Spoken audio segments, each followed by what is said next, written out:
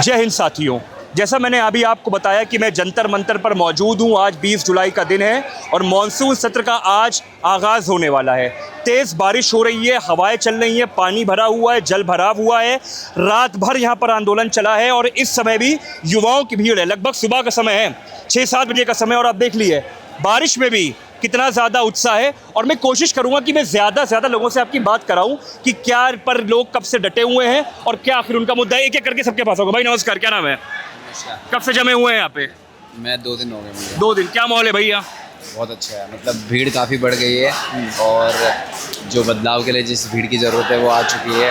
मुझे नहीं लगता कि अब देश इन चीज़ों को सहेगा और जो भी ये मांगे कर रहे हैं वो पूरी होंगी। एंड मतलब वैसे तो ये पीसफुल प्रोटेस्ट है, लेकिन ये पहला स्टेप है, तो आई एम श्योर जो बाकी के स्टेप्स हैं वो ये यूथ और ये जनता अपने आप लेगी सरकार को बदलने का। 20 तारीख आज है, मार्च की क्या तैयारी है?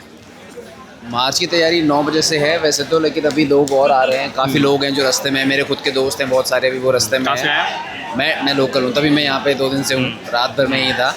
तो काफ़ी और सारे लोग जुड़ेंगे अभी और ज़्यादा भीड़ बढ़ेगी, तो काफ़ी अच्छी उम्मीद है। और मतलब ये देख के मुझे ऐसा, मैंने शायद आज ये तीसरी बारी देख रहा हूँ, पहले निर्भया, फिर अन्ना आंदोलन, अब तीसरी बारी जनता जाग रही है। मतलब तो आपके हिसाब से परिवर्तन होना चाहिए? बिल्कुल होना चाहिए। मतलब मैं तो ये बोल रहा हूँ, बहुत सारे लोग ऐसे हैं यहाँ पे। एक व्यक्तिगत राय भी होती है, सबकी सामूहिक राय अलग बात होती है। मुझे नीट का एग्ज़ाम नहीं भी देना, उससे फ़र्क नहीं पड़ता, लेकिन गलत जो है उसके लिए आवाज़ उठानी बहुत ज़रूरी है।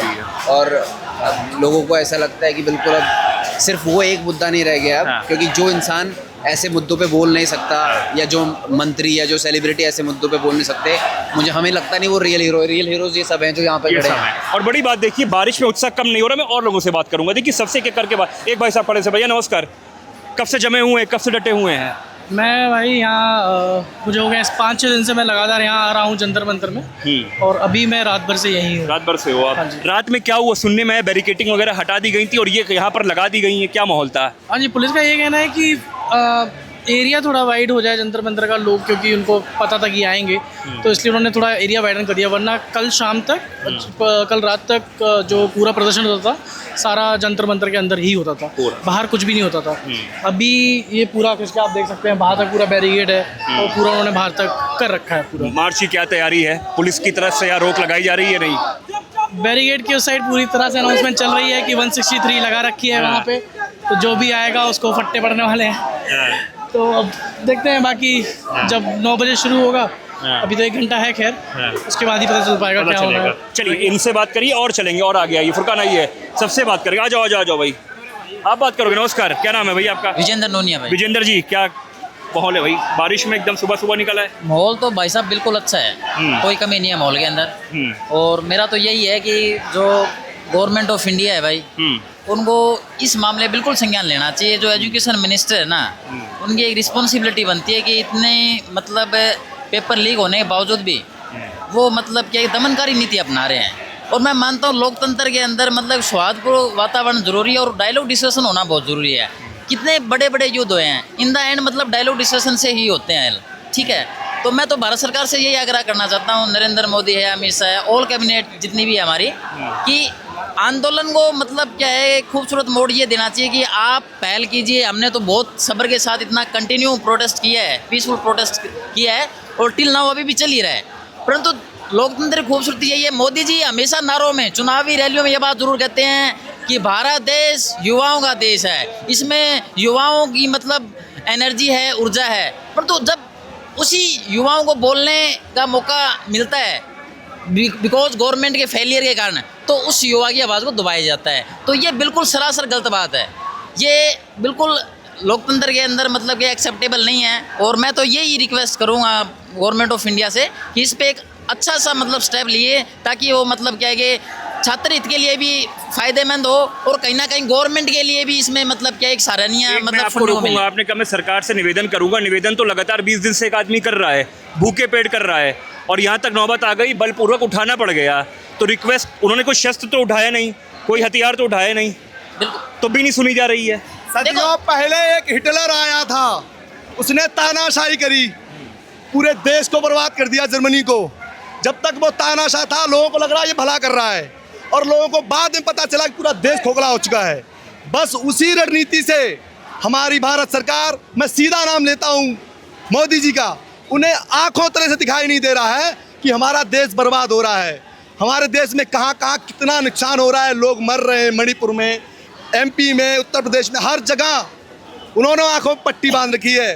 अंधभक्त हैं कुछ ऐसे जो उन्हें सपोर्ट कर रहे हैं। मैं सब लोगों से यही कहना चाहूँगा कि आज समय है, अपने देश को बचा लो, वरना आने वाले समय में 1/3 लागू हो गया ना, तो ना देश रहेगा और ना लोग रहेंगे। ये लोकतंत्र खत्म हो जाएगा और राजतंत्र रह जाएगा ये। लेकिन सर एक चीज़ मैं बोलूँगा, मतलब मोदी जी और भाजपा सरकार ये भी कहती है कि पहले तो यहाँ पर विफल नीतियाँ थी, नीतियाँ तो अच्छी अब आई हैं। पहले तो लोकतंत्र नहीं था, पहले एक परिवार का राज था, लोकतंत्र तो अब है। पहले शिक्षा प्रणाली इतनी दुरुस्त नहीं थी, वो तो अब है। हम तो जन कल्याण कर रहे हैं भाई, आप हम पे सवाल क्यों उठा रहे हैं? भाजपा का तर्क ये है। और दूसरी बात कि जो लोग आंदोलन कर रहे हैं, ये लोग एक एजेंडे के थ्रू कर रहे हैं। सब सरकार का एक मुद्दा लोकतंत्र का मतलब पता है उन्हें क्या होता है? ह्यूमन राइट्स, मानव अधिकार। हर आदमी को अधिकार है अपनी बात रखने का। हमारी सरकार ऐसी है कि कोई भी आदमी अपना अधिकार मांगता है ना, जवाब मांगता है तो उसको जेल में डाल दिया जाता है। कोई भी बड़ा आदमी उसकी बात अगर मेरी आवाज़ उठाने की कोशिश करता है, उनके पीछे ईडी लगा देते हैं। मतलब एक आम आदमी से लेके कोई बड़े आदमी तक अगर वो अपना हक मांगता है तो उसको तुरंत उसका मुंह बंद करा दिया जाता है, उसे जेल में डलवा दिया जाता है, या तो उसकी ईडी पे छापा पड़ता है। हम छोटे लोगों की बात छोड़ देते हैं, मैं एक बड़े स्तर की बात करता हूँ। जो राजनेता हैं, हमारे माननीय अरविंद केजरीवाल जी, देखिए क्या किया उनके साथ में, कितने आरोप ने साबित कर दिए। पार्टी के तो नहीं है आप? कौन? मैं किसी भी पार्टी का नहीं हूँ। मैं सिर्फ शिक्षा के लिए आया हूँ यहाँ पे, सोनम वांगचुक के लिए आया हूँ यहाँ पे। मैं किसी भी पार्टी का नहीं हूँ। सारी पार्टियां आग लग जाए सब में, बम फट जाए सब पे, सारे के सारे मर जाएं, मुझे कोई मतलब नहीं है। ये हमारी जितनी पार्टियां हैं सब अपने मतलब के लिए इलेक्शन लड़ती हैं, अपना उल्लू सीधा करती हैं। उसके बाद ये देखिए गुस्सा, देखिए ये देखिए। इधर आइए नमस्कार। आराम से एक मिनट नारा लगा लेना, पहले बात कर लेते हैं। हाँ भाई, क्या परिचय तो दिए अपना थोड़ा, क्या नाम है आपका? मेरे बेटियां हैं तो जी, वो अपनी तैयारियां कर रही हैं और उनका भविष्य अगर इसी तरीके से रहा तो उनका भविष्य क्या होगा। मेरी बेटी भी आई है, उनका पिताजी भी आए हैं। बेटियां किस चीज़ की तैयारी कर रही हैं? वो नीट वगैरह की तैयारी कर रही है जी। अच्छा। एक बेटी नीट की तैयारी कर रही है, एक SSC वगैरह की तैयारी कर रही है, दोनों तैयारी कर रही है। उनका भविष्य क्या होगा, इसलिए हम लोगों को आना पड़ा, गार्जियनों को भी, बच्चों का हौसला बढ़ाने के लिए कि बच्चों के साथ में ये क्या दुर्व्यवहार हो रहा है, शिक्षा को किस तरीके से मारा जा रहा है, किस शिक्षा को नष्ट किया जा रहा है, फिर किस तरीके से बच्चों को दर दर भटकाया जा रहा है।